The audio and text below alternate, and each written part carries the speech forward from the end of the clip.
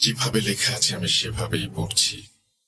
নাম মিম, ছদ্মনাম, ঠিকানা গোপালগঞ্জ জেলা, কাশিয়ানী উপজেলা। এরপরে তিনি তার ফোন নাম্বার শেয়ার করেছেন। তারপরে লিখেছেন, ঘটনাটি পড়ে শোনাবেন প্লিজ। আসসালামু আলাইকুম রাসেল ভাই, আপনি কেমন আছেন জিজ্ঞেস করব না, কারণ আমি জানি আপনি সব সময় ভালোর দলে, যদিও ভালো রাখার মালিক আল্লাহ। দোয়া করি আল্লাহ যেন আপনাকে এবং আপনার সকল লিসেনারকে সহি সালামতে রাখে। আমার সাথে এবং আমার পরিবারের সাথে ঘটে যাওয়া নির্মম কিছু সত্য ঘটনা আপনাদের সাথে শেয়ার করতে চাই। কিছু কারণে আমি ছদ্মনাম ব্যবহার করছি। আমার নাম মিম। সময়টা তখন 2008 সাল। আমি গোপালগঞ্জ জেলার কাশিয়ানী উপজেলার কোনো একটি গ্রামে মামার বাসা থেকে লেখাপড়া করতাম। তখন আমি ক্লাস 9-এ পড়ি। সেই সময় কোনো একদিন জানতে পারলাম আমার কাজিনের সাথে আমার বিয়ে ঠিক হয়েছে। বাবা প্রথমে রাজি না থাকলেও হঠাৎ করে রাজি হয়ে যান। আমার কাজিনের পুরো ফ্যামিলি তখন ঢাকায় থাকতো। যদি আমার চাচার কথা বলতে চাই, তিনি অনেক টাকা পয়সার মালিক এবং খুবই ভালো মানুষ ছিলেন। কখনো অন্যায়কে প্রশ্রয় দিতেন না। তার বাবা, অন্যান্য চাচারা এবং দাদুর সাথে সম্পর্ক ছিল খুবই ভালো। শুনেছিলাম ওই চাচার ওয়াইফ একবার দাদুর সাথে খুব খারাপ ব্যবহার করেছিলেন। তখন চাচা চাচিকে তার ঘর থেকে বের করে দিয়েছিলেন। যাই হোক, চাচার ছিল 2 ছেলে 1 মেয়ে। ছোট ছেলের সাথে আমার বিয়ের কথা হয়েছিল। আমার চাচা আমার জন্য একটি মোবাইল ফোন নিয়ে আসে তার ছোট ছেলের সাথে কথা বলিয়ে দেওয়ার জন্য। যেহেতু আমাদের দেখা কখনো হয়নি, বিয়ের আগে যখন আমি অনেক ছোট ছিলাম তখন একবার দেখা হয়েছিল গ্রীষ্মের ছুটিতে। চাচা আমাকে বেড়াতে নিয়ে গিয়েছিলেন ঢাকায়। প্রথমে আমার ফিয়ন্সেকে আমার ভালো না লাগলেও আস্তে আস্তে তার সাথে ফোনে কথা বলতে বলতে এক পর্যায়ে তাকে ভালো লাগতে শুরু করে। ফ্যামিলির সবাই রাজি ছিল এবং সে যথেষ্ট হ্যান্ডসাম ছিল। লেখাপড়া বাদ দিয়ে যতটুকু সময় পেতাম রাত তার সাথে কথা বলতাম। আমার একটু সমস্যা হতো, কারণ আমার মামা ছিল প্রচন্ড রাগী। সবাই মামাকে ভয় পেত, আমিও মামাকে অনেক ভয় পেতাম। তাই আমি রাতে কথা বলতে চাইতাম না। কিন্তু আমার ফিয়ন্সে রাতেই বেশি কথা বলতে চাইতো আমার সাথে।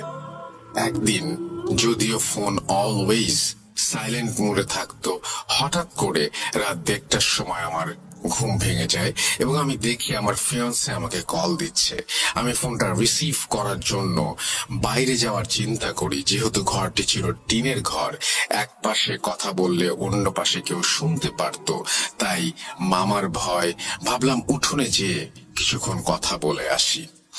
মামার বাড়িটা ছিল এমন, বাথরুমে যাওয়ার জন্য বাইরে যেতে হতো। মামার বাড়ির পাশে ছিল বিরাট এক জঙ্গল। অনেক মানুষ গলায় দড়ি দিয়ে মারা গেছে ওই জঙ্গলে। জঙ্গল এত অন্ধকার থাকতো যে মানুষ দিনে যেতেই ভয় পেত। জঙ্গলের পরেই ডোবা টাইপের একটা পুকুর, বাঁশঝাড়, আর বাঁশঝাড়ের পরেই ছিল আমার মামার বাড়ি লাগোয়া পুকুরের পাড়ে ছিল একটা তুলো গাছ। গ্রামের ভাষায় আমরা তাকে মান্দার গাছ বলি। এই গাছটি পুকুর পাড়ের জঙ্গলের কাছাকাছি অবস্থিত। যাই হোক, আমি আমার ফিয়ন্সের ফোন পেয়ে আস্তে আস্তে দরজা খুললাম যাতে মামার টের না পায়। তারপর উঠোনে যেয়ে তাকে ফোন ব্যাক করলাম। এক রিংয়েই ফোন ধরলো সে। কথা বলতে বলতে এক পর্যায়ে আমার মনে হলো যে আমার মামা আমার কথা শুনে ফেলবে আর আমার একটু দূরে যাওয়া উচিত। এই চিন্তা করতে করতে আর কথা বলতে বলতে বাড়ির সীমানায়, অর্থাৎ শেষ সীমানায় যেয়ে দাঁড়ালাম। তারপরও শান্তি পাচ্ছিলাম না মনে, ভয় লাগছিল এই বুঝি মামা শুনে ফেলবে। এই ভেবে হাঁটা শুরু করলাম এবং যে একটা বাঁশের সাথে হেলান দিয়ে কথা বলতে শুরু করলাম।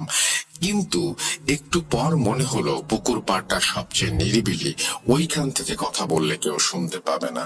সেই জন্য আমি পুকুর পাড়ে মান্দার গাছটার দিকে হাঁটা শুরু করলাম।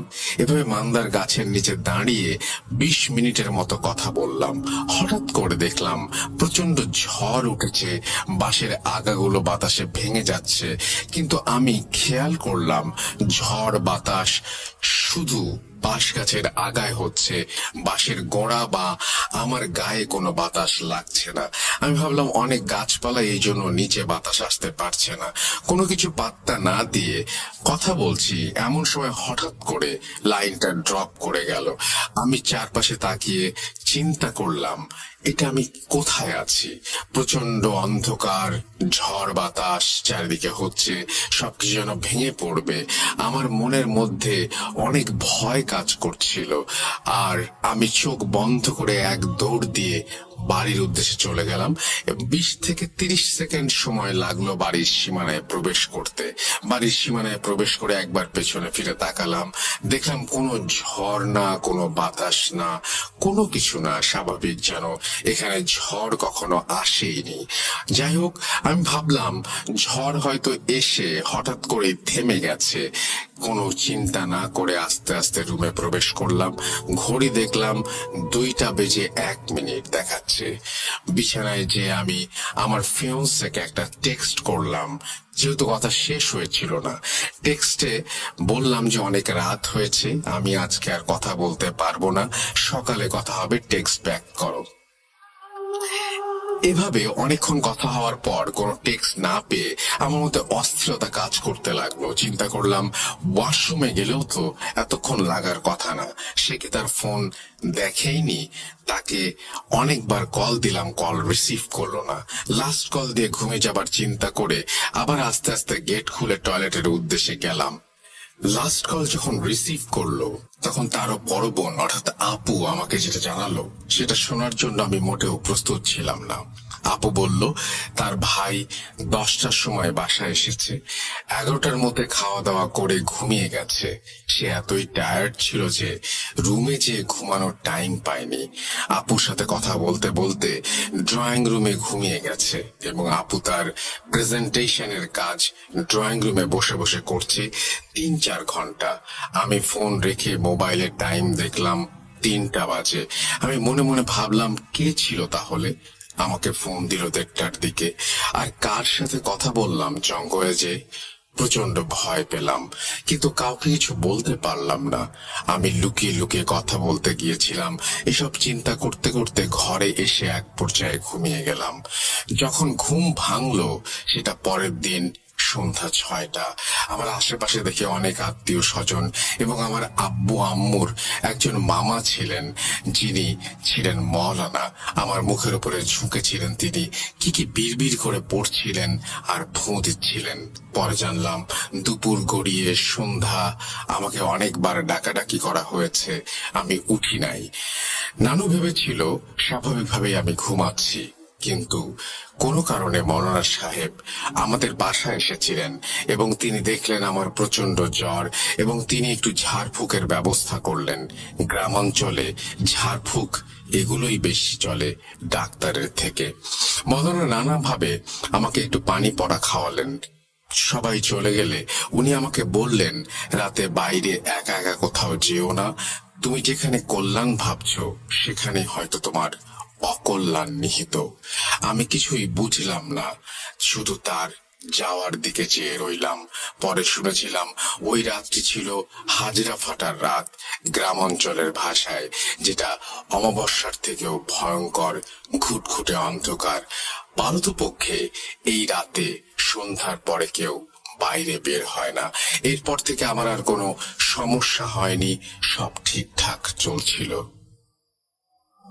কি ভেবেছেন এখানেই ঘটনা শেষ? এটা তো সমস্যার শুরু মাত্র। 1 মাস পরে আমার চাচা চাচি পুরো ফ্যামিলি সহ গ্রামে বেড়াতে আসে এবং সব চাচারা ফ্যামিলি সহ গেট টুগেদার করার জন্য চলে আসে।